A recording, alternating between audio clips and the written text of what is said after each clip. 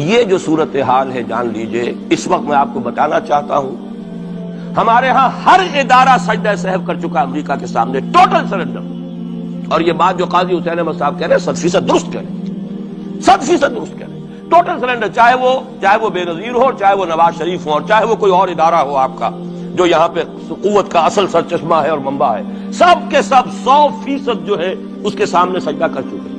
یہی وجہ ہے کہ وہ بے نظیر کا ساتھ نہیں دے رہے۔ بے نظیر کا ساتھ کائے کو دے؟ اگر نواز شریف ان سے بڑھ کر، ہم بھی ہیں دربار کے، اگر یہ کہنے کے لیے وہ ان سے بڑھ کر تیار ہو تو اسے کیا ضرورت پڑی ہے؟ اس کی کوئی رشتہ داری ہے بے نظیر کے ساتھ یا کسی اور کے ساتھ؟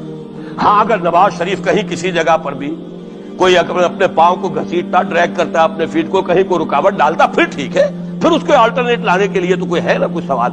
لیکن جب وہ ان سے بڑھ کر نیاز مند ہوں، ان سے زیادہ بڑھ کر سجدہ کرنے کو تیار ہوں، ان سے بڑھ کر کہیں ہم شریعت کوڈ ہی کو اٹھا کے پھینک دیں گے، اگر سود کا معاملہ جو ہے شریعت کوڈ کے حوالے سے ہمارے لیے مصیبت بنا، سود تو دیں گے، چلے گا، لائیے، خدا کے لیے لائیے، پیسہ لے کے آئیے، ہمارے ملک میں آئیے، پیسہ لگائیے۔ اور یہ سود وود کا یہ کوئی مولوی لوگ ہیں پاگل جو کہتے ہیں کہ یہ کوئی حرام ہے، اور کوئی پاگل ہمارے شاید وہ کورٹ والے بیٹھے ہوئے تھے جنہوں نے اسے کہہ دیا کہ بینک انٹرسٹ بھی جو ہے ربا ہے۔ باقی آپ ہم سے کوئی ڈر نہ رکھیے، میرے اسلام کو اب قصہ ماضی سمجھو، ہنس کے وہ مس بولی کہ پھر مجھ کو بھی راضی سمجھو، سیدھی سیدھی بات ہے۔ جھگڑا تو اسلام سے، تمہارے سے تو نہیں، نہ بے نظیر سے جھگڑا ہے اور نہ نواز شریف سے جھگڑا ہے، جھگڑا اسلام سے۔ اور ہمارا ساتھی ہے کون؟ اللہ پر تو نہ یقین نہ اس سے ہمارا تعلق، جو معاملہ نہ دارت سخن آشنا نہ باشد۔ اللہ سے تعلق کیا ہے ہمارا؟ اللہ سے کون سی دوستی ہے؟ اللہ کیوں ساتھ ہے ہمارا؟ ہم تو مجرم ہیں نمبر 1 اس کے، اور باقی دنیا میں جن پر سہارا تھا، جن پہ تکیہ تھا، وہی پتے ہوا دینے لگے۔ وہ تو بالکل امریکہ کی پالیسی معلوم ہوتی ہے کہ ہمیں تو ہاتھ پاؤں باندھ کر جیسے ہندو کے سامنے ڈال دیا جائے۔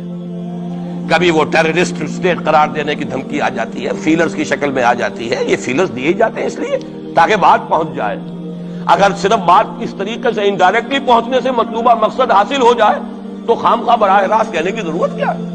مطلب تو حاصل ہو، سب نے سجدہ سہو کیا ہوا ہے۔ اس حوالے سے بہت برا وقت آ رہا ہے۔